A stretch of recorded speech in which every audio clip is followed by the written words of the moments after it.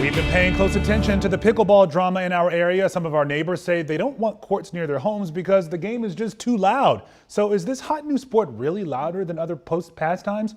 Our Abby Larico turned to the experts and to science to verify. 002.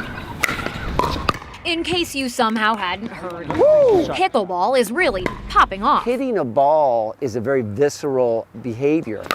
But it's that noise that has some folks really ticked off. Neighbors of converted courts say compared to typical tennis, this hybrid of tennis, ping pong, and badminton makes more of a racket. The noise is 15 hours a day, 7 days a week. It's just too much. Turns out there could be a scientific reason why this sound is more striking. You do feel this versus that very, very different. Professor Kaushik Sarkar studies complex sonic problems, but hypothesizes this one is simple. A hard plastic outdoor pickleball regularly produces a more resonant pop, More muffled sound. than a softer tennis ball. The pickleball is hard, and the paddle itself is also hard, whereas the tennis ball is soft, and it has a string which can deflect there.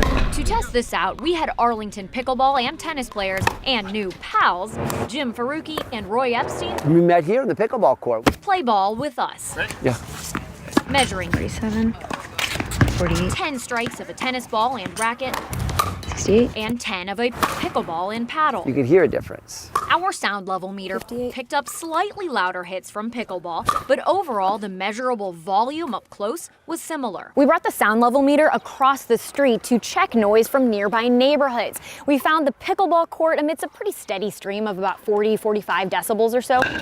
Below the average of 55 decibels throughout a day, the EPA says, quote, impact health and welfare. But keep listening. The loudness is just one component. Another is frequency or pitch, how low and deep or high and sharp a sound is. Slowly, lower frequency, quickly, higher frequency. So we measured that too. The tennis ball is a lower frequency than what our ears are most sensitive to, seen in these wider sound waves, while the pickleball strike is higher pitched. You can see the narrower sound waves. So our ears catch more of the noise it makes, and the clamor is clearer from farther away. And then the question is psychology. Sarkar and Professor Braxton Boren explain some sounds can just be scientifically annoying. Automobiles, HVAC systems, things that are running continuously. We have a lot of noise, but a lot of it is very continuous noise.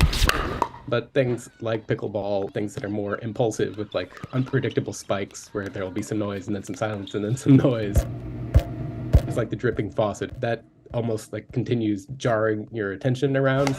We looked at the research showing a few factors contribute to someone's audio irritation, including the sound's irregularity, what a person's doing when they hear it, and whether they believe the sound belongs in their environment. Both of them might be annoying to some people.